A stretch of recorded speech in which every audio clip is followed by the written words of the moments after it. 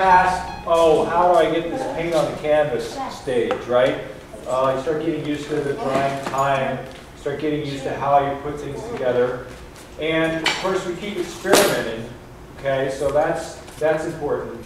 But I think the paintings start to look more like, you know, finished products or things that had some kind of plan to them.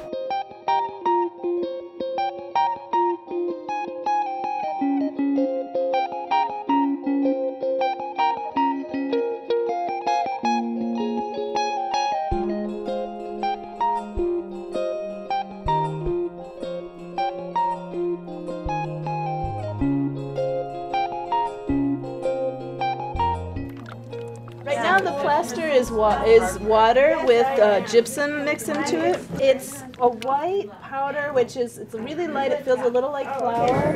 Yeah. Yeah. Except for when you mix it with the water, it creates a chemical reaction. The inside looks good. You're going to want that to dry before you do anything. I think this is my masterpiece.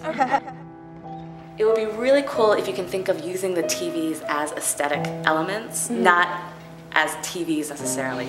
The videos you shot are gorgeous. The visual material here is great. I think you're not showcasing the overall aesthetic effect to its best advantage. One of the things that's coming out in this installation is that there actually is a relationship between visual material and vision and language and text. You have all these wonderful, extraordinary details of both natural things happening and completely artificial, odd things happening. For instance, this in some ways has an organic form to it. It looks sort of plant-like, but at the same time it looks robotic, alien, artificial. Dr. Seuss. Yeah, exactly. You can sort of see where Dr. Seuss and the surrealists in the 20th century gained some of their inspiration. This is where we used to, right here. We made our beds. I didn't know it had so many holes. We as kids, 6, 7 years old, we learned the trade, if you will. My father took a lot of pride in the work that he did for the farmers that he worked for. And so, you know, he always ingrained that in us to do a good day's work. Tuesday we will be filming it. Duncan, you want to walk us through it? Like 2 roommates in their room, and one of them was like kind of freaking out. So we need 3 actors, right? Oh, you want to go out with Duncan? So the rest of us will be doing homework assignments? We did that. What's going on? I don't understand.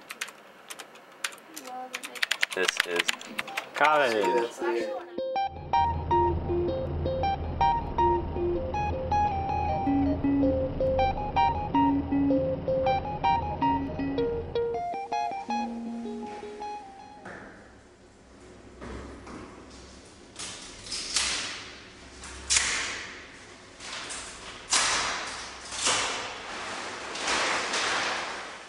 What we want to do in this case is separate the drop shadow from the object, and then we're going to distort the drop shadow to suggest the shadow going off in perspective.